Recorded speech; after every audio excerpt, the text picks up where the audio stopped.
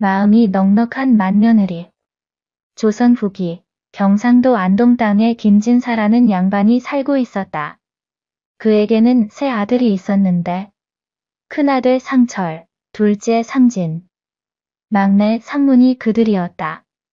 김진사는 비록 벼슬은 하지 않았으나 넉넉한 땅을 가지고 있어 집안이 유복했다. 큰아들 상철이 20이 되던 해 이웃 마을의 박씨 가문과 혼담이 오갔다. 신부가 될 박씨 아가씨의 이름은 순덕이었다. 그녀는 가난한 양반 집안의 딸이었지만 마음씨가 곱고 부지런하기로 소문난 처녀였다. 순덕이라는 아이가 비록 가난한 집 딸이지만 인물이 단정하고 마음씨가 고와 맏며느리로 삼기에 부족함이 없다 하오. 중매쟁이의 말을 듣고 김진사는 혼사를 허락했다. 그렇게 순덕이는 김진사 댁의 맏며느리가 되었다. 혼례를 올린 첫날 밤, 순덕은 시댁의 큰 사랑채를 보며 놀랐다. 친정은 방색 한 짜리 초가집이었는데 시댁은 기와집에 방이 10개가 넘었다. 곳간에는 쌀이 가득했고 장독대에는 장독이 20개도 넘게 늘어서 있었다. 이제는 먹고 사는 걱정은 하지 않아도 되겠구나. 순덕은 안도의 한숨을 쉬었다. 하지만 그것도 잠시. 이튿날 아침 시어머니 최씨 부인을 뵙고 나서 순덕의 생각은 달라졌다. 맏며느리가 되었으니 집안의 대소사를 모두 맡아야 할 것이다. 새벽에 일어나 밥을 짓고 시부모님께 문안을 드리고 낮에는 바느질과 길쌈을 하고 저녁에는 다시 밥을 짓고 한시도 게으름을 피워서는 안 된다. 최씨 부인의 말투는 엄했고 눈빛은 날카로웠다. 순덕은 고개를 숙이며 대답했다. 예, 어머님. 최선을 다하겠습니다. 그날부터 순덕의 고된 생활이 시작되었다. 새벽 인시, 오전 3시 내 일어나 부엌에 불을 지피고 밥을 짓고 국을 끓였다. 온 집안 식구들의 아침상을 차리고 나면 해가 이미 중천에 떠 있었다. 식사를 마친 후에는 설거지를 하고 마당을 쓸고 빨래를 하고 바느질을 했다. 저녁이 되면 다시 저녁 식사를 준비하고 밤이 깊어서야 방에 들어갈 수 있었다. 남편 상철은 아내를 안쓰럽게 여겼지만 어머니께 말씀드릴 수는 없었다. 효자로 소문난 그였기에 어머니의 뜻을 거스를 수 없었다. 여보, 너무 무리하지 말게. 몸이 상하면 어쩌려고 그러나? 괜찮습니다, 서방님. 이것도 며느리의 도리이니까요. 순덕은 지친 얼굴로 웃으며 대답했다. 하지만 그녀의 눈가에는 어느새 그늘이 드리워져 있었다. 결혼한 지 1년이 지나고 둘째 아들 상진도 장가를 들었다. 신부는 한양의 부유한 상인 집안의 딸 경이었다. 그녀는 곱게 자라 살림을 해본 적이 없었다. 맏형수께서 모든 집안일을 다 맡아 하시니 저는 그저 편히 지내면 되겠네요.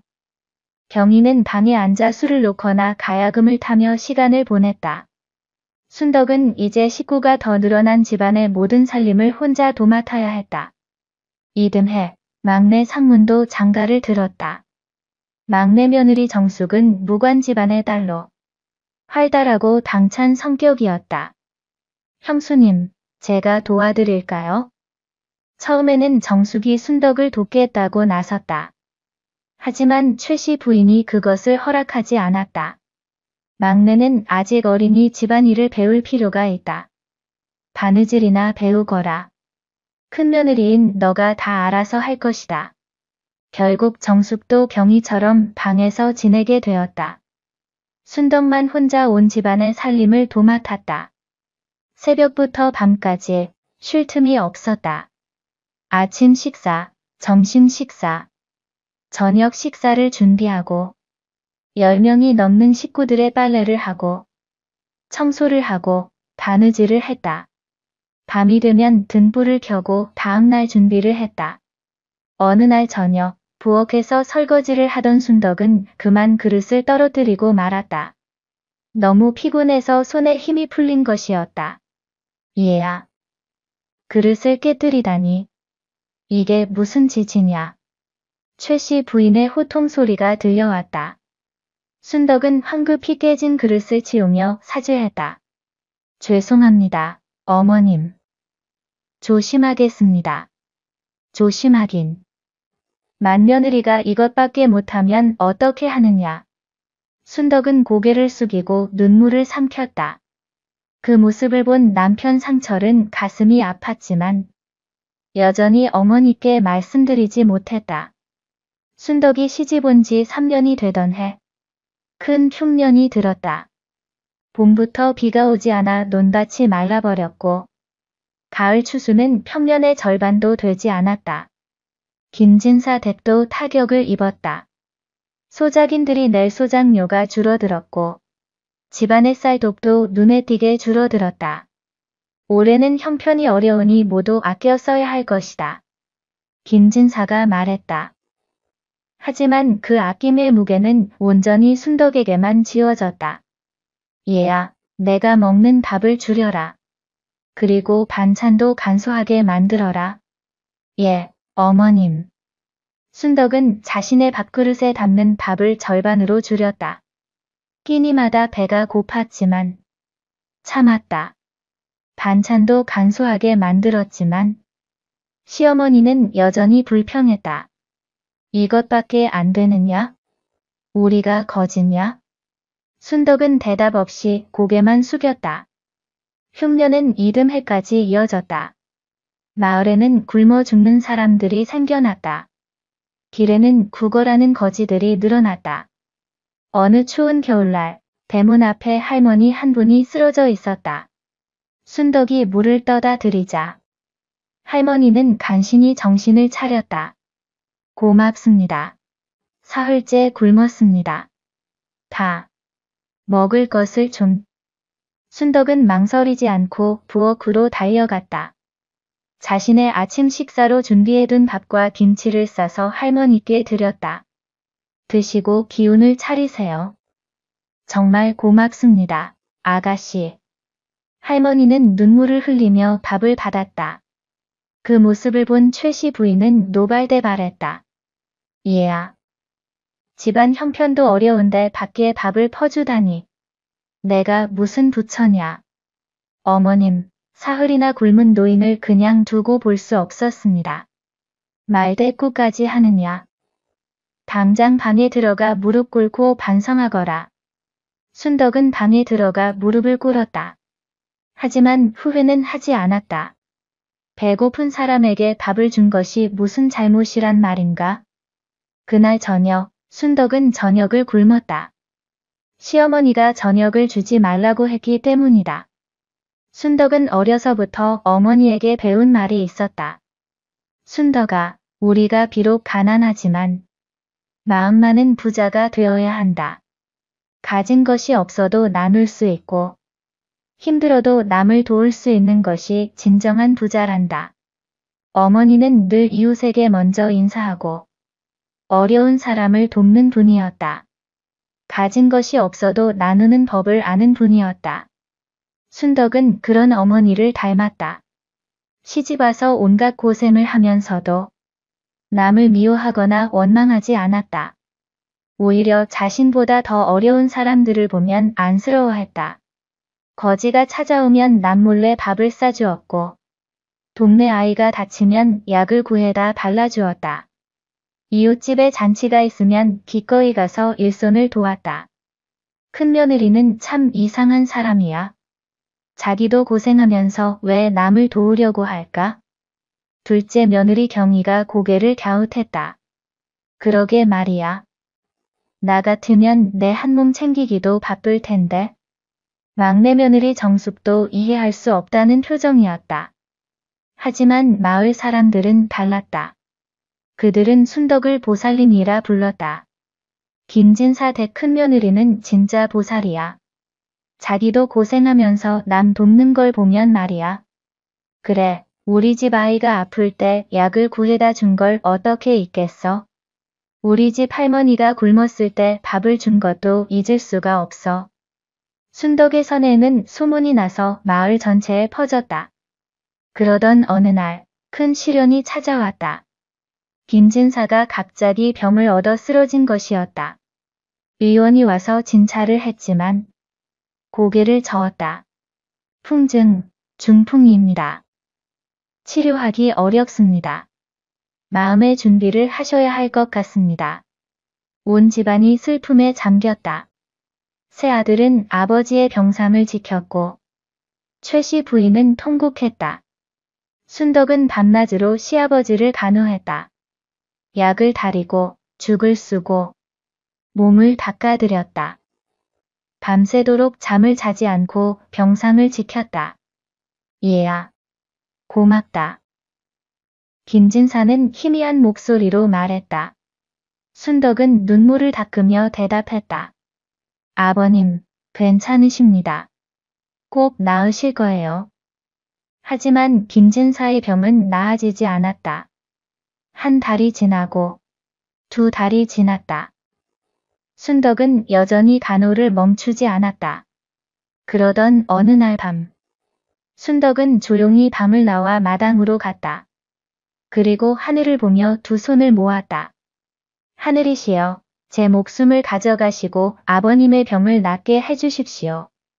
제가 대신 아프게 해주십시오. 순덕은 진심으로 기도했다. 자신의 목숨을 바쳐서라도 시아버지를 살리고 싶었다. 그 모습을 최씨 부인이 창문 틈으로 보고 있었다. 그녀는 가슴이 뭉클해짐을 느꼈다. 저 아이가 저렇게까지 순덕의 정성이 하늘에 닿았는지 김진사의 병이 조금씩 나아지기 시작했다. 말을 하지 못하던 것이 조금씩 말이 나오고 움직이지 못하던 손발이 조금씩 움직였다. 이건 기적입니다. 의원도 놀라워했다. 김진사의 병은 완치되기 어렵다고 했는데 점점 호전되고 있었다. 세 달이 지나고 김진사는 일어나 걸을 수 있게 되었다. 말도 또렷해졌다. 얘야, 내 덕분이다. 내가 밤낮으로 간호해주지 않았다면 내가 어떻게 나았겠느냐. 김진사는 순덕의 손을 잡으며 눈물을 흘렸다. 최씨 부인도 옆에서 눈시울을 붉혔다. 큰애야, 내가 너를 너무 모질게 대했구나. 미안하다. 최씨 부인이 순덕에게 사죄했다. 순덕은 황급히 고개를 저었다. 아닙니다, 어머님. 그것도 며느리를 위한 가르침이었다는 것을 압니다. 아니다. 나는 내 마음을 몰랐다. 내가 얼마나 넓은 마음을 가진 아이인지 이제야 알겠구나. 최씨 부인은 순덕을 끌어안았다. 태어나서 처음으로 시어머니의 따뜻한 품에 안긴 순덕은 그제야 참았던 눈물을 흘렸다. 김진사가 회복한 후 집안의 분위기가 바뀌었다. 최씨 부인은 더 이상 순덕에게 모진 말을 하지 않았다. 오히려 일을 분담하도록 했다. 둘째와 셋째도 이제 집안일을 도와야 한다. 큰애 혼자 모든 일을 하게 해서는 안 된다. 경희와 정숙도 이제 부엌일과 청소를 돕기 시작했다. 순덕은 처음으로 여유를 가지게 되었다. 하지만 순덕은 그 여유로운 시간에도 게을리 지내지 않았다. 마을의 어려운 사람들을 찾아다니며 도왔다. 과부 할머니의 지붕을 고쳐주고 호랍이 할아버지께 반찬을 가져다 드리고 고아가 된 아이들에게 옷을 지어 주었다. 형수님은 정말 대단하세요. 자기 일도 바쁠 텐데 어떻게 남을 도울 생각을 하세요? 정숙이 물었다. 순덕은 미소 지으며 대답했다. 우리가 가진 것을 나누는 것이 당연한 일 아니겠어요? 우리 집은 넉넉하지 않습니까? 그 넉넉함을 혼자 차지할 수는 없지요. 하지만 형수님은 그동안 고생만 하셨잖아요. 그것도 다 복이었어요. 고생했기에 남의 고통을 알 수 있게 되었으니까요. 순덕의 말에 정숙은 고개를 끄덕였다. 그리고 마음속으로 다짐했다. 나도 형수님처럼 살아야겠다. 이듬해 봄, 또다시 가뭄이 들었다. 비가 오지 않아 농사를 지을 수 없었다. 마을 사람들은 걱정에 휩싸였다. 김진사 댁에도 걱정이 컸다. 소작인들이 소작료를 낼 수 없게 되면 집안 형편이 어려워질 것이기 때문이었다. 어느 날 저녁, 가족 회의가 열렸다. 올해는 소작료를 받기 어려울 것 같습니다. 어떻게 하면 좋을까요? 큰아들 상철이 물었다. 둘째 상진이 말했다. 그래도 받아야 하지 않겠습니까? 우리도 먹고 살아야 하는데요. 막내 상문도 동의했다. 형님 말이 맞습니다. 약정은 약정이니까요. 하지만 순덕은 다른 생각이었다. 그녀는 조심스럽게 입을 열었다. 아버님, 어머님, 제 생각을 말씀드려도 될까요? 그래, 얘야. 말해보거라. 올해는 소작료를 받지 않는 것이 어떨까요? 아니, 오히려 우리가 가진 곡식을 나눠주는 것이 어떨까요? 모두가 놀란 표정으로 순덕을 쳐다보았다. 최씨 부인이 물었다. 무슨 말이냐? 우리도 형편이 넉넉하지 않은데 어떻게 나눠준단 말이냐? 어머님, 우리는 그래도 먹을 것이 있지 않습니까? 하지만 소작인들은 씨앗도 없어서 농사를 못 짓고 있습니다. 우리가 조금 나눠주면 그들이 농사를 지을 수 있고 내년에는 더 많은 수확을 할 수 있을 것입니다. 하지만 그리고 지금 우리가 어려운 사람들을 돕는다면 나중에 우리가 어려울 때 그들도 우리를 도와줄 것입니다. 나눔은 투자입니다. 순덕의 말에 김진사가 고개를 끄덕였다. 큰며느리 말이 옳다. 우리가 가진 것을 나누는 것이 양반의 도리이다. 올해는 소작료를 면제하고 곡식을 나눠주도록 하자. 김진사의 결정에 따라 집안의 곡식 창고를 열어 소작인들에게 씨앗을 나눠주었다. 마을 사람들은 눈물을 흘리며 감사했다. 김진사 댁은 정말 어진 양반이십니다. 특히 큰며느리님은 보살이십니다. 그해 여름, 기적처럼 비가 내렸다. 마을 사람들은 기뻐하며 농사를 지었다. 김진사 댁에서 받은 씨앗으로 심은 곡식이 무럭무럭 자라났다. 가을이 되었다. 풍년이었다. 그것도 아주 큰 풍년이었다. 소작인들은 기쁜 마음으로 소작료를 바쳤다. 그리고 그것보다 더 많은 양식을 감사의 뜻으로 가져왔다. 김진사님, 올 봄에 주신 은혜를 잊을 수 없습니다. 이것은 작은 감사의 표시입니다. 큰며느리님, 덕분에 우리 가족이 살았습니다. 이 쌀을 받아주십시오. 결국 김진사 댁의 곡식 창고는 봄에 나눠준 것보다 훨씬 더 많은 곡식으로 가득 찼다. 김진사는 순덕을 불렀다. 얘야, 내 말이 옳았구나. 나눔은 정말 투자였다. 우리가 준 것의 몇 배를 돌려받았다. 아버님, 이것은 제 지혜가 아니라 하늘의 뜻입니다. 착하게 살면 하늘이 돕는다는 것을 다시 한번 깨달았습니다. 순덕의 선행은 마을을 넘어 고을 전체에 퍼졌다. 사람들은 그녀를 안동의 보살이라 불렀다. 어느 날 관아에서 사람이 찾아왔다. 김진사 댁 큰며느리 박씨를 뵙고 싶습니다. 무슨 일이십니까? 사도께서 부르십니다. 순덕은 놀라며 관아로 갔다. 사또는 온화한 미소를 지으며 순덕을 맞이했다. 박씨 부인, 그대의 소문을 들었소. 시집와서 온갖 고생을 하면서도 불평하지 않고 오히려 남을 돕는다 하니 참으로 귀한 마음씨요. 과찬이십니다. 사또님. 또한 지난해 가뭄 때 집안의 곡식을 나눠 마을을 살렸다 하니 이는 나라를 이롭게 한 공이요. 조정에 장계를 올려 포상을 요청하겠소. 아닙니다. 사또님. 저는 그저 당연한 일을 했을 뿐입니다. 겸손하기까지 하구려. 이런 부인이 있어 우리 고을이 복을 받는 것이요. 사또는 순덕에게 상을 내렸다. 비단과 곡식, 그리고 정령운을 세워주겠다는 약속이었다. 그로부터 몇 해가 흘렀다. 순덕은 아들 둘, 딸 하나를 낳아 키웠다. 아이들은 모두 어머니를 닮아 착하고 마음씨가 고왔다. 김진사는 건강을 회복하여 오래 살았고 최씨 부인은 순덕을 친딸처럼 아꼈다. 둘째 며느리 경희와 셋째 며느리 정숙도 순덕을 본받아 선행을 실천했다. 김진사 댁은 날로 번창했다. 곡식 창고는 늘 가득 찼고 마을 사람들의 존경을 받았다. 하지만 그들은 교만하지 않았다.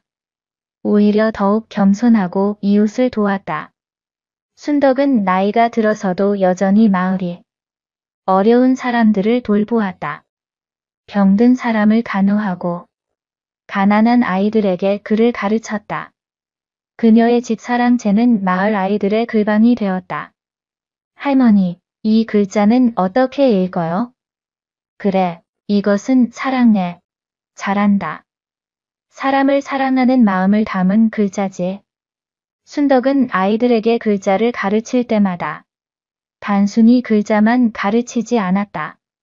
그 글자에 담긴 뜻과 마음을 함께 전했다. 공부를 하는 이유는 무엇일까? 벼슬을 하기 위해서요. 한 아이가 대답하자 순덕은 고개를 저었다. 그것도 있지만 더 중요한 것은 사람다운 사람이 되기 위함이란다.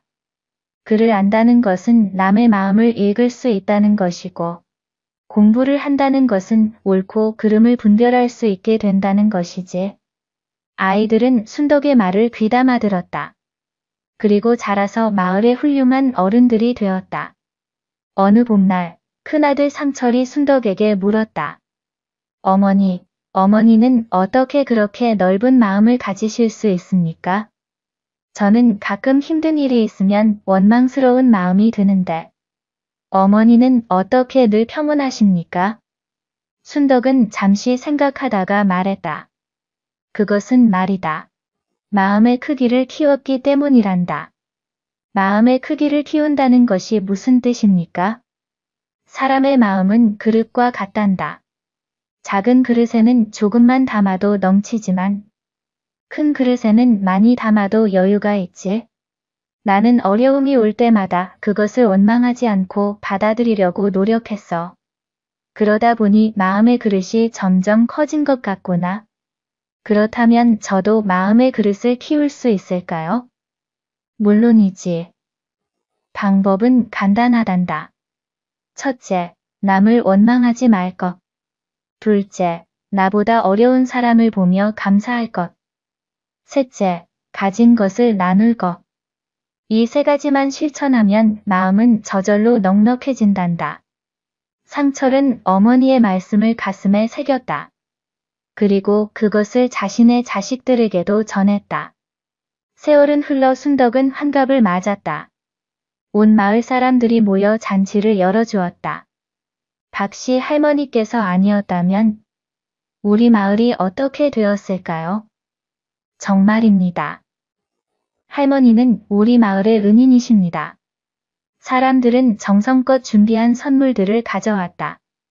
하지만 순덕은 그 선물들을 다시 마을 사람들에게 나눠주었다.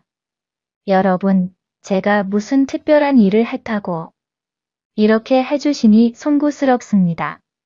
이 선물들은 마을의 가난한 분들께 나눠주었으면 합니다. 사람들은 감탄했다. 환갑잔치에서조차 자신을 생각하지 않고 남을 먼저 생각하는 순덕의 마음에 김진사는 이미 세상을 떠났지만 최씨 부인은 여전히 건강했다. 그녀는 순덕의 손을 잡고 말했다. 얘야, 내가 너를 처음 만났을 때는 몰랐다. 내가 이렇게 귀한 사람인 줄. 너를 우리 집 며느리로 맞은 것이 우리 집안의 가장 큰 복이었구나. 어머님, 무슨 말씀을? 저야말로 이 집에 시집와서 배우고 성장할 수 있었습니다. 내가 배운 것이 아니라 우리가 너에게 배웠단다. 내가 보여준 넓은 마음, 나눔의 정신, 그것들이 이 집안을 일으켰고 이 마을을 변화시켰단다. 두 사람은 서로의 손을 잡고 눈물을 흘렸다. 그것은 슬픔의 눈물이 아니라 감사와 사랑의 눈물이었다. 순덕은 70이 넘어서까지 건강하게 살았다. 그녀가 새삼을 떠날 때 마을 전체가 슬픔에 잠겼다. 할머니, 가지 마세요. 아이들이 울었고 어른들도 눈물을 흘렸다. 순덕의 장례식은 마을 역사상 가장 큰 장례식이 되었다. 멀리서도 사람들이 찾아와 조문했다. 그녀가 도왔던 사람들, 그녀에게 배운 사람들, 그녀의 이야기를 들었던 사람들. 순덕의 무덤 앞에는 마을 사람들이 세운 비석이 있었다. 거기에는 이렇게 쓰여 있었다. 마음이 넉넉한 맏며느리. 박씨 순덕의 묘. 가진 것은 적었으나 나눔은 컸고 받은 고통은 많았으나 원망은 없었으며 살아서는 마을의 어머니였고 죽어서는 영원한 귀감이 되시다. 그 후로 사람들은 순덕의 이야기를 대대로 전했다. 어려운 일이 있을 때면 순덕 할머니라면 어떻게 하셨을까? 라고 생각했고 마음이 좁아질 때면 마음의 그릇을 키워야지라고 되새겼다. 순덕의 후손들도 그 정신을 이어받아 대대로 선행을 베풀었다. 김진사 댁은 수백 년 동안 명문가로 존경받았고 안동 땅에서 가장 존경받는 집안이 되었다. 오늘날까지도 안동 지방에는 이런 말이 전해진다. 마음이 넉넉하면 복이 온다. 그것은 단순한 속담이 아니라 박씨 순덕이라는 한 여인이 평생을 통해 증명한 진리였다. 가진 것이 많아서 넉넉한 것이 아니라 마음이 넉넉해서 모든 것이 넉넉해진다는 것. 나누면 줄어드는 것이 아니라 나눔으로써 더 커진다는 것. 순덕의 이야기는 오늘날에도 우리에게 묻는다. 당신의 마음은 얼마나 넉넉합니까? 당신은 무엇을 나누고 있습니까? 당신은 어떤 유산을 남길 것입니까? 그리고 조용히 속삭인다. 진정한 부자는 많이 가진 사람이 아니라 많이 나누는 사람입니다. 어미가 된 처녀. 옛날 옛적 한 마을에 윤지라는 처녀가 살았습니다. 30해를 살아온 윤지는 아직 혼인을 하지 않은 처녀의 몸이었습니다. 부모님은 일찍 돌아가시고 윤지는 혼자 살림을 꾸려가며 마을의 큰 상단에서 장부를 기록하는 일을 하였습니다. 윤지는 부지런하고 똑똑하여 상단 주인으로부터 신임을 받았습니다. 날마다 새벽같이 일어나 일터로 향하고 밤이 깊어서야 집으로 돌아오는 생활이 반복되었습니다. 혼인. 그런 것은 나중 일이라 생각했습니다. 일단 상단의 지배인 자리에 오르는 것이 먼저였으니까요. 그러던 어느 가을날 새벽, 윤지의 삶에 기이한 일이 일어났습니다. 응애, 응애. 잠에서 깬 윤지는 이상한 소리에 귀를 기울였습니다. 분명 아기 우는 소리였습니다. 혹시 이웃집에서 들리는 소리인가 싶었으나 아무리 들어도 그 소리는 자신의 방 안에서 들려왔습니다. 윤지는 천천히 고개를 돌렸습니다. 그리고는 깜짝 놀라 벌떡 일어났습니다. 이게 어찌 된 일이냐. 침상 겹 마루바닥에 분홍빛 싸개에 쌓인 갓난아기가 누워 있었습니다. 작디 작은 주먹을 꼭 쥐고 울고 있는 아기였습니다. 윤지는 황급히 일어나 뒷걸음질 쳤습니다. 가슴이 터질 듯 두근거렸습니다. 이게 무슨 일이란 말인가? 어찌하여 내 방에 아기가 있단 말인가? 그녀는 급히 대문으로 달려갔습니다. 문은 안에서 단단히 빗장이 걸려 있었습니다. 창문들도 모두 닫혀 있었습니다. 누군가 담을 넘어 들어온 흔적도 보이지 않았습니다. 말이 되지 않는구나. 윤지는 다시 방으로 돌아갔습니다. 아기는 여전히 울고 있었습니다. 울음소리가 점점 더 커졌습니다. 어찌할 바를 모르던 윤지는 조심스럽게 아기를 안아 올렸습니다. 그 순간 묘한 기운이 느껴졌습니다. 마치 오래전부터 이 아기를 알고 있었던 것만 같은 느낌이었습니다. 아기는 윤지의 품에 안기자 울음을 뚝 그치고는 커다란 눈으로 윤지를 바라보며 방긋 웃었습니다. 너는 누구냐? 윤지는 떨리는 목소리로 물었습니다. 당연히 아기는 대답하지 않았습니다. 다만 작은 손으로 윤지의 손가락을 꼭 붙들었습니다. 그때 윤지는 아기 곁에 놓인 편지 봉투를 발견했습니다. 한 손으로 아기를 안은 채 편지를 집어 들었습니다. 봉투에는 윤지에게라고 적혀 있었습니다. 손이 부들부들 떨렸습니다. 윤지는 편지를 꺼내 읽기 시작했습니다. 사랑하는 윤지에게. 갑작스레 찾아가 미안하구나. 이 아이는 하늘이라는 이름의 여자아기니라. 이제 막 100일을 지났느니라. 윤지야, 내가 너를 택한 것은 내가 이 아이의 어미가 될 마음씨를 가졌기 때문이니라. 내 마음속 깊은 곳의 사람을 나는 알고 있느니라. 하늘이를 부디 잘 돌보아다오. 별님으로부터. 이게 대체 무슨 소리란 말인가? 윤지는 어처구니가 없었습니다. 누군가의 장난인가 싶었으나 실제 아기를 가져다 놓다니 이건 장난이 아니었습니다. 윤지는 급히 관가에 알려야겠다고 생각했습니다. 하지만 이상하게도 발걸음이 떨어지지 않았습니다. 품 안의 아기가 너무나 평화롭게 잠들어 있었기 때문입니다. 일단 젖을 먹여야 하려나? 윤지는 한 번도 아기를 돌본 적이 없었습니다. 황급히 마을의 산파 할머니를 찾아갔습니다. 할머니는 윤지의 사연을 듣고는 고개를 갸웃거리며 말했습니다. 이상한 일도 다 있구나. 하지만 아기는 죄가 없느니라. 일단 젖을 먹이고 보거라. 할머니는 젖을 대신할 미음 끓이는 법, 기저귀 가는 법, 아기 재우는 법을 하나하나 알려주었습니다. 상단에는 급한 사정이 생겼다고 전가를 보냈습니다. 윤지는 하루 종일 아기와 씨름했습니다. 미음을 흘리고 기저귀를 잘못 채우고 울음을 그치게 하려 온갖 방법을 다 동원했습니다. 해가 저물 무렵 윤지는 완전히 지쳐 있었습니다. 이것이 이리도 힘든 일이었구나. 그날 밤 윤지는 잠을 이루지 못했습니다. 석시즌마다 깨어나 젖을 먹이고 기저귀를 갈아야 했습니다. 아기는 낮과 밤이 바뀐 듯 했습니다. 낮에는 잘 자다가 밤이 되면 깨어 있었습니다. 며칠이 흘렀습니다. 윤지는 여전히 관가에 알리지 못했습니다. 알리면 아기가 관가로 끌려가 고아원으로 보내질 것이 뻔했습니다. 그곳은 아이들이 제대로 돌봄을 받지 못하는 곳으로 소문이 자자했습니다. 며칠만 더. 윤지는 스스로에게 말했습니다.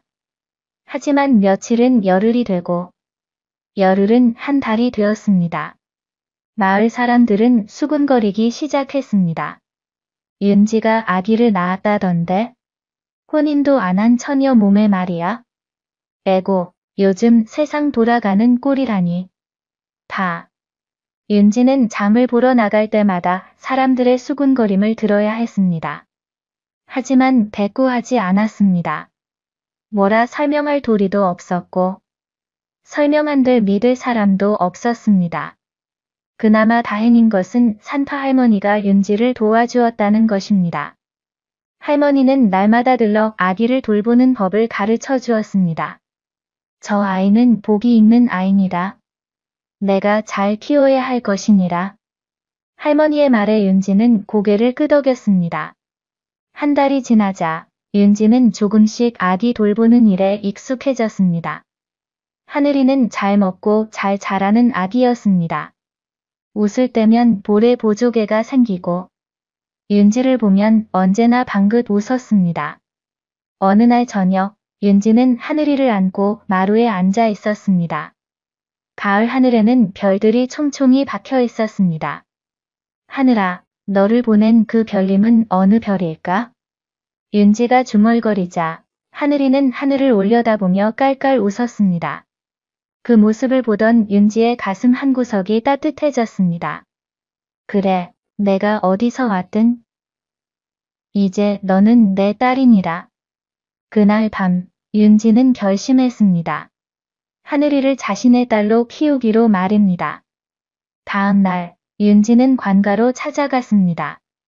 그리고 하늘이를 자신의 호적에 올렸습니다. 관리는 의아한 표정을 지었으나 윤지가 단호하게 요구하자 서류를 작성해 주었습니다. 이제 하늘이는 법적으로도 윤지의 딸이 되었습니다. 상단 일은 그만두어야 했습니다.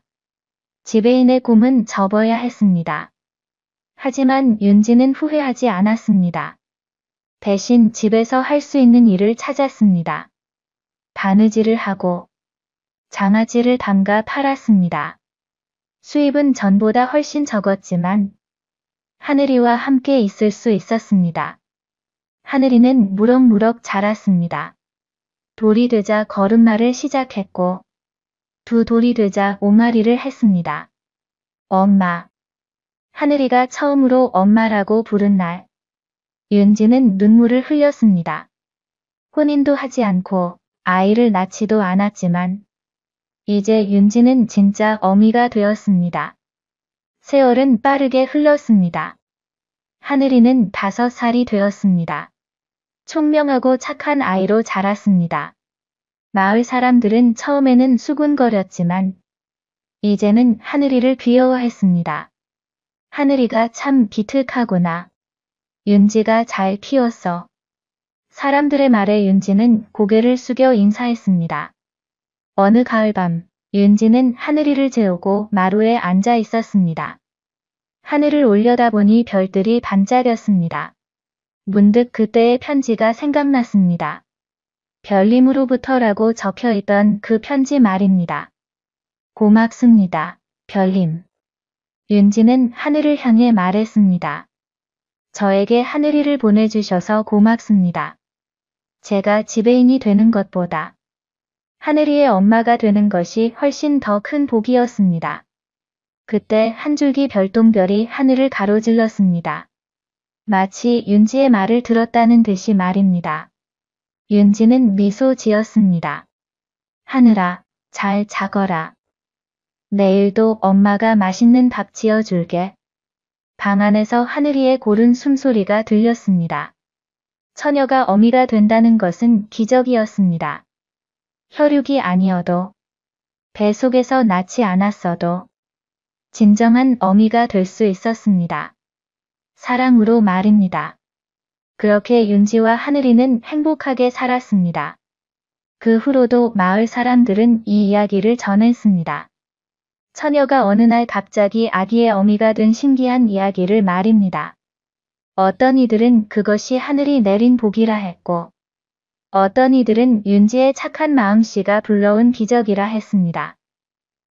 세월이 더 흘러 하늘이는 훌륭한 처녀로 자라났습니다. 총명하고 효성스러운 하늘이를 보며 윤지는 늘 감사했습니다. 엄마, 제가 어디서 왔는지 알고 계시죠? 어느 날 하늘이가 물었습니다. 이제 15살이 된 하늘이는 자신의 출생에 대해 궁금해했습니다. 윤지는 하늘이를 안쳤습니다. 그리고 그날의 이야기를 들려주었습니다. 어느 가을날 새벽, 갑자기 방에 나타난 작은 아기의 이야기를, 별님으로부터 온 편지의 이야기를 말입니다. 하늘이는 조용히 이야기를 들었습니다. 그리고는 윤지를 꼭 안았습니다. 엄마, 고마워요. 저를 키워주셔서 고마워요. 아니니라, 하늘아. 내가 더 고맙다. 내가 내 딸이 되어주어서. 두 사람은 서로를 꼭 안았습니다. 그날 밤, 하늘이는 마루에 앉아 하늘을 올려다보았습니다. 그리고 작은 목소리로 말했습니다. 별님, 저를 엄마에게 보내주셔서 고맙습니다. 저는 세상에서 가장 행복한 딸입니다. 하늘에서는 별들이 반짝였습니다. 마치 하늘이의 말을 듣고 있다는 듯이 말입니다. 이 이야기는 이렇게 전해집니다. 혈육이 없어도 어미가 될 수 있고 사랑으로 가족이 될 수 있다는 것을 말입니다. 진정한 가족은 피가 아니라 마음으로 만들어진다는 것을 말입니다. 그리고 때로는 하늘이 뜻밖의 선물을 내려주기도 한다는 것을요. 백발선비. 조선 중기 한양에서 사흘거리에 있는 청산골이라는 마을에 이몽학이라는 선비가 살고 있었다. 그는 30년 가까이 학문에 매진하여 경서와 사설을 꿰뚫고 있었으며 시문에도 능하여 주변의 존경을 받는 인물이었다. 비록 벼슬길에는 나아가지 못했으나 마을 사람들은 그를 청산의 현인이라 부르며 따랐다. 이몽학은 45의 나이에도 불구하고 검은 머리카락이 윤기가 흘렀으며 얼굴에는 주름 하나 없이 깨끗했다. 그는 매일 새벽 인시에 일어나 글을 읽고 낮에는 제자들을 가르쳤으며 밤에는 촛불을 밝히고 글을 지었다. 그의 서재에는 수천 권의 책이 가득했고 그가 쓴 시문만 해도 100여 편이 넘었다. 그에게는 정씨 부인과의 사이에서 낳은 외동딸 이향란이 있었다. 향란이는 16살의 나이로 아버지를 닮아 총명하고 아름다웠으며 글을 읽고 시를 짓는데도 능했다. 이몽학은 딸을 무척이나 아껴 좋은 혼처를 구하기 위해 신중에 신중을 기하고 있었다. 늦가을 어느 날 한양에서 온 중매쟁이가 이몽학의 집을 찾아왔다. 중매쟁이는 한양의 큰 부잣집 도렴을 소개하며 그 집안의 내력과 재산을 자세히 설명했다. 이몽학은 처음에는 망설였지만 딸의 장래를 위해 혼담을 받아들이기로 했다. 그 댁 도렴은 나이가 20이여 한양에서도 손꼽히는 집안의 자제라 하오. 재산도 많거니와 인물도 준수하다 하니 영희의 혼처로는 더없이 좋을 것이요. 이몽학은 며칠을 고민한 끝에 혼담을 승낙했다. 정씨 부인은 기뻐하며 딸의 혼수를 준비하기 시작했고 향란이도 수줍어하면서도 설레는 마음을 감추지 못했다. 비리를 받아 육례를 치르기로 정하고 이몽학은 친척들에게 기쁜 소식을 전했다. 그런데 혼인 날짜를 정한 지 보름이 지난 어느 날 밤 갑자기 그 한양 집에서 사람이 왔다. 그는 이몽학을 만나자마자 황급히 말했다. 송구스럽습니다만 이번 혼담은 없던 일로 해주셔야겠습니다. 저희 도련님께서 갑자기 다른 집안과 혼인을 하기로 정하셨습니다. 영의정 대감의 손녀와 정혼을 하게 되었으니 이해해 주시기 바랍니다. 이몽학은 귓전을 의심했다. 이미 혼담이 오간 상황에서 그것도 더 좋은 집안이 나타났다는 이유로 일방적으로 파혼을 통보하다니 이는 선비에게 있어 가장 큰 모욕이었다. 이게 무슨 말씀이요? 이미 혼인을 약속하고 비릴까지 받았는데 어찌 이럴 수가 있어? 죄송합니다. 하으나 상대가 영의정 댁이라 저희로서도 어쩔 도리가 없습니다. 이것으로 용서를 구하겠습니다. 사신은 은자 몇 냥을 놓고 황급히 떠나갔다. 이몽학은 그 은자를 집어던지며 분노했으나 이미 엎질러진 물이었다. 정씨 부인은 통곡했고 향란이는 방에 들어가 나오지 않았다. 그날 밤 이몽학은 잠을 이루지 못했다. 선비로서의 자존심이 여지없이 무너졌다. 가난하다는 이유로 권세가 없다는 이유로 딸의 혼담이 일방적으로 파기되었다. 그는 평생 올곧게 살아왔고 학문을 닦으며 도리를 지켰건만 세상은 그런 것들을 아무것도 아닌 것처럼 여겼다. 새벽녘 정씨 부인이 촛불을 들고 서재로 왔다. 그리고 비명을 질렀다. 여보, 당신 머리가... 이몽학이 손을 들어 머리를 만졌다. 놀랍게도 그의 검은 머리카락이 모두 새하얀 뱃발로 변해 있었다. 하룻밤 사이에 일어난 일이었다. 뱃발이 된 이몽학은 깊은 충격에 빠졌다. 거울을 보며 자신의 모습을 확인했지만 믿기지 않았다. 어제까지만 해도 검은 머리였던 자신이 단 하룻밤 사이에 70노인처럼 변해버렸다. 마을 사람들은 이 소식을 듣고 놀라워했다. 어떤 이는 혼담 파기의 충격이 너무 커서 그렇게 되었다고 했고, 어떤 이는 귀신이 씌었다고도 했다. 의원을 불렀지만 의원은 고개를 저으며 말했다. 몸은 건강하십니다. 다만 심한 충격으로 기혈이 역류하여 그리 된 듯합니다. 마음을 편히 가지시면 조금씩 나아질 것입니다. 하지만 이몽학의 머리는 백발로 남아 있었다. 그는 억지로라도 일상으로 돌아가려 애썼다. 제자들을 가르치고 글을 읽었다. 특히 그의 수제자인 정연수는 10년을 함께한 제자로 이몽학이 친아들처럼 아끼는 청년이었다. 어느 날 이몽학은 정연수에게 자신이 오랜 세월 연구해온 학설을 담은 책을 보여주었다.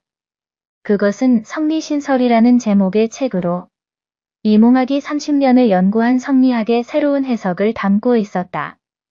현수야, 이것은 내가 평생을 바쳐 이룬 학문의 정수이다. 나는 이것을 세상에 알리고 싶지만 벼슬도 없고 이름도 없는 초야의 선비이니 누가 들어주겠느냐? 내가 과거에 급제하거든. 이 학설을 세상에 알려다오. 정연수는 감격하며 절을 올렸다. 스승님의 은혜를 어찌 다 갚겠습니까? 반드시 이 학설을 세상에 알리겠습니다. 그로부터 한 달 후, 정연수가 과거 시험을 보기 위해 한양으로 떠났다. 이몽학은 제자를 배웅하며 기대에 찼다. 그런데 과거 시험이 끝나고 보름이 지나도 정연수에게서 아무런 소식이 없었다. 마침내 한양에서 소식이 들려왔다.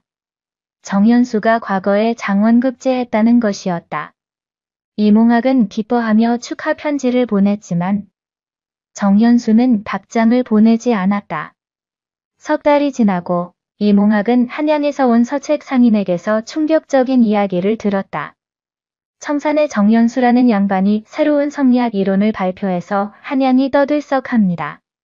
그 학설이 워낙 뛰어나서 임금님께서도 칭찬하셨다더군요. 이몽학은 가슴이 철렁 내려앉았다. 정연수가 자신의 학설을 자기 것이라고 발표한 것이었다. 그는 부들부들 떨리는 손으로 편지를 써서 정연수에게 보냈다. 하지만 정연수는 끝내 답장을 하지 않았다. 한 달 후, 정연수가 정원이라는 벼슬을 받았다는 소식이 들렸다.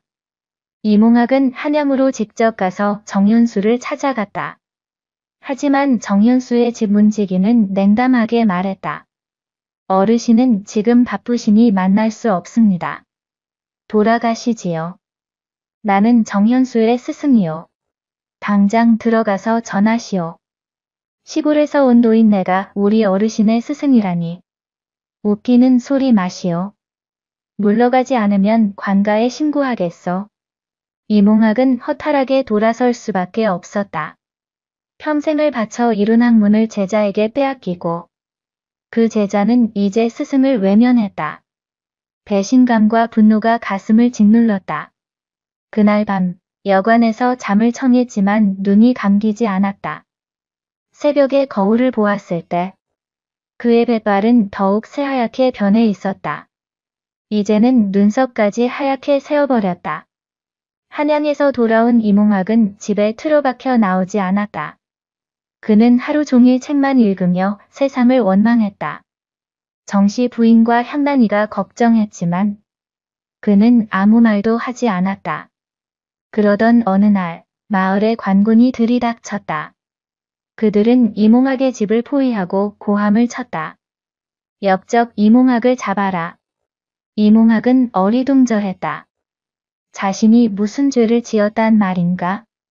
관군의 장교가 문서를 들이밀었다. 너는 역물을 꾀한 죄로 체포한다. 순순히 따라오라.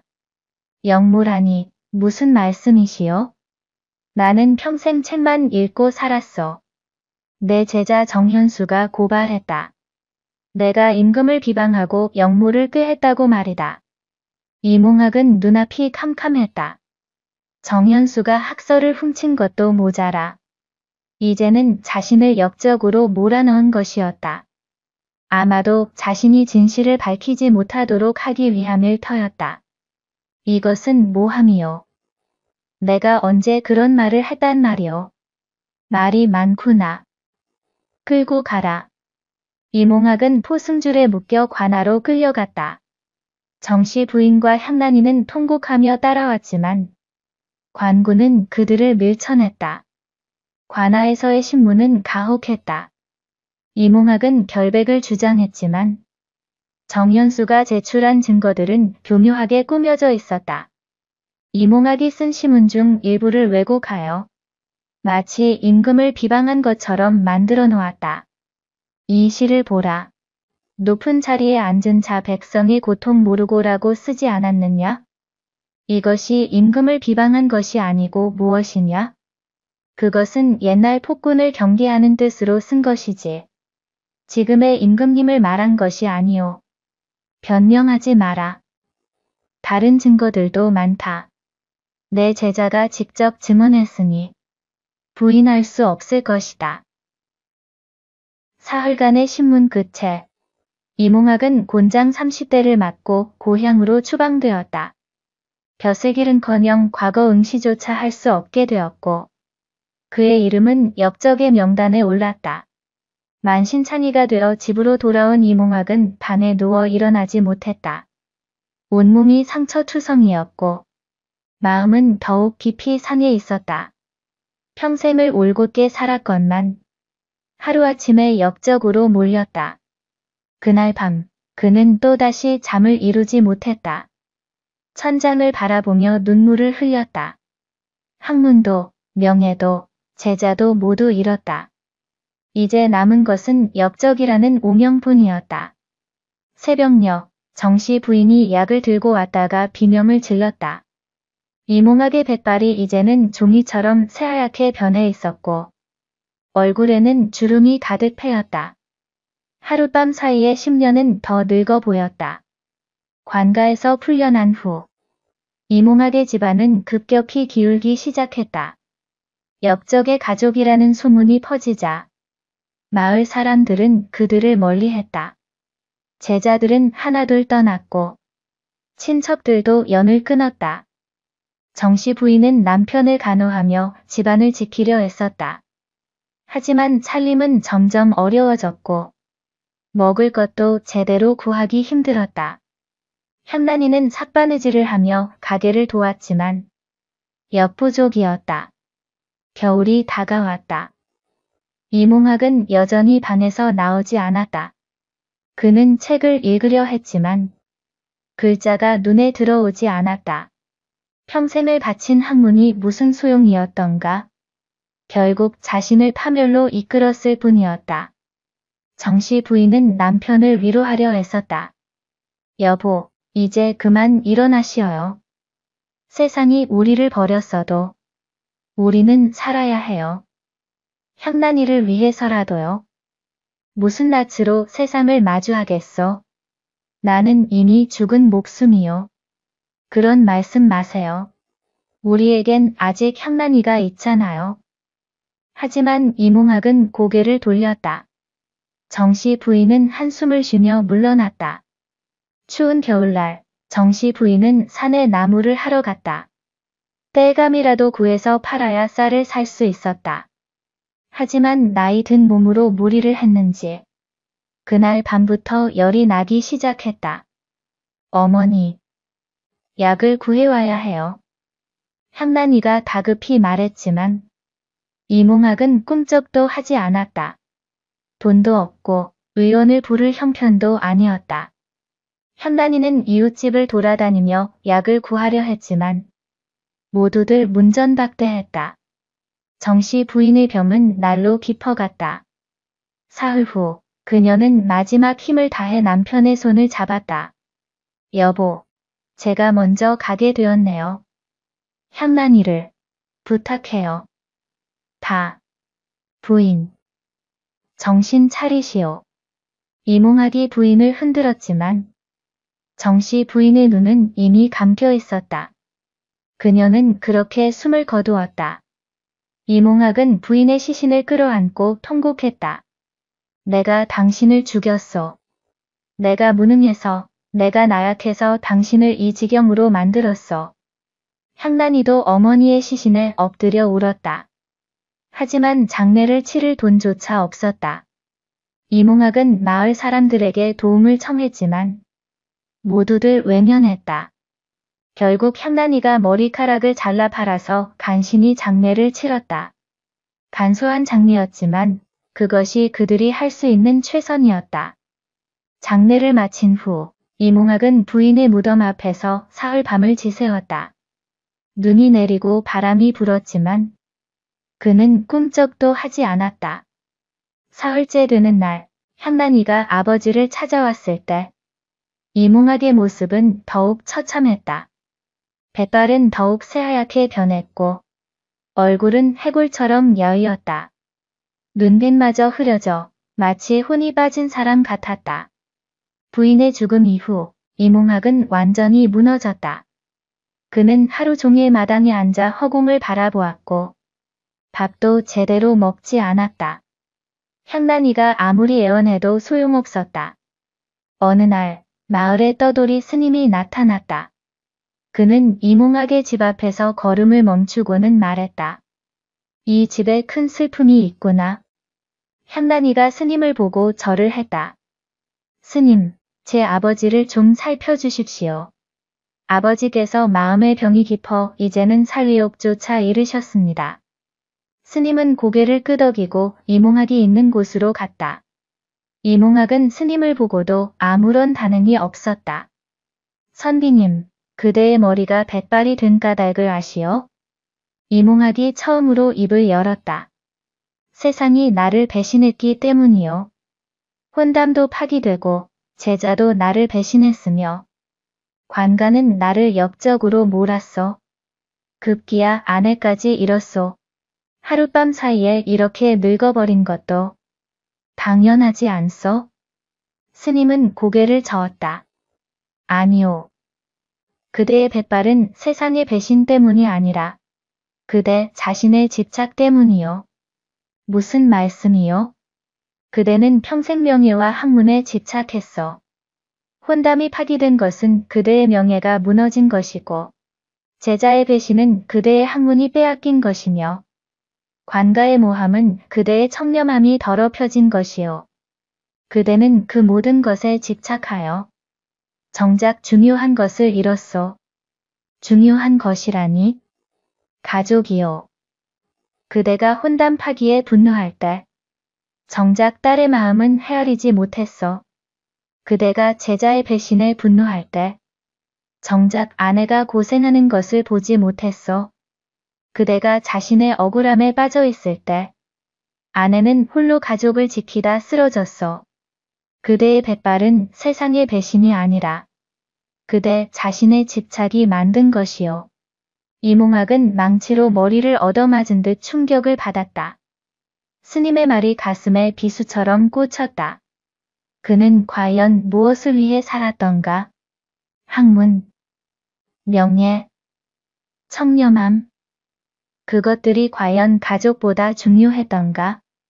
나는 무엇을 한 것이요? 다. 눈물이 주르륵 흘러내렸다. 처음으로 제대로 된 눈물이었다. 분노의 눈물이 아니라 후회의 눈물이었다. 이제라도 깨달았으면 되었어. 그대에게 아직 딸이 남아있지 않소? 이제라도 제대로 된 아버지가 되시오. 스님은 그렇게 말하고는 떠났다. 이몽학은 한참을 그 자리에 앉아 있다가 천천히 일어났다. 그리고 향란이를 찾아갔다. 향란아. 아버지. 향란이가 아버지를 끌어안았다.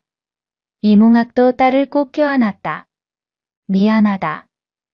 아버지가 잘못했다. 이제부터는 제대로 된 아버지가 되마. 그날부터 이몽학은 변했다. 그는 책을 덮고 밭을 일구기 시작했다. 학문을 포기한 것이 아니라 우선순위를 바꾼 것이었다. 딸과 함께 밥을 먹고 딸의 이야기를 들어주었다. 마을 사람들은 처음에는 이상하게 여겼지만 점차 이몽학의 진심을 알게 되었다. 그들은 하나둘 다시 이몽학을 도왔다. 이웃집 할머니가 반찬을 가져다 주었고 청년들이 농사일을 도와주었다. 봄이 왔다. 이몽학은 밭에서 일하다가 문득 손을 멈추고 하늘을 보았다. 구름이 천천히 흘러갔다. 그는 자신의 백발을 만져보았다. 여전히 새하얗게 샌 머리카락이었지만 이제는 그것이 부끄럽지 않았다. 백발은 그의 지나온 고통과 집착의 상징이었지만 동시에 깨달음의 증거이기도 했다. 그는 세상의 명예와 학문보다 더 중요한 것을 배웠다. 바로 사랑하는 사람을 지키는 것, 그리고 현재를 사는 것이었다. 향란이가 밭으로 물을 가져왔다. 아버지, 물 드세요. 그래, 고맙다. 이몽학은 물을 마시며 딸을 바라보았다. 딸은 건강하게 자라고 있었다. 그것만으로도 충분했다. 그날 밤, 이몽학은 오랜만에 책을 펼쳤다. 하지만 예전처럼 명예를 위해서가 아니라 순수한 즐거움을 위해서였다. 글을 읽으며 그는 미소 지었다. 백발선비는 그렇게 새로운 삶을 살기 시작했다. 머리는 하얗게 새었지만 마음은 어느 때보다 평화로웠다. 세상은 여전히 불공평하고 잔인했지만 그것은 더 이상 중요하지 않았다. 중요한 것은 지금 이 순간 사랑하는 사람과 함께 있다는 것이었다. 세월이 흘러 이듬해 가을, 한양에서 놀라운 소식이 들려왔다. 정현수가 영모에 연루되어 처형당했다는 것이었다. 그는 훔친 학설로 높은 지위에 올랐지만 권력욕에 눈이 멀어 영모를 꾀했다고 했다. 이몽학의 억울함도 함께 밝혀졌다. 조정에서는 이몽학에게 사주의 뜻으로 관직을 내렸다. 하지만 이몽학은 정중히 거절했다. 이제 나는 벼슬의 뜻이 없소. 이곳에서 딸과 함께 밭을 일구며 사는 것으로 충분하오. 그의 답변은 한양까지 전해졌고 사람들은 그의 초연함에 감탄했다. 들어주셔서 감사합니다. 구독과 좋아요 부탁합니다.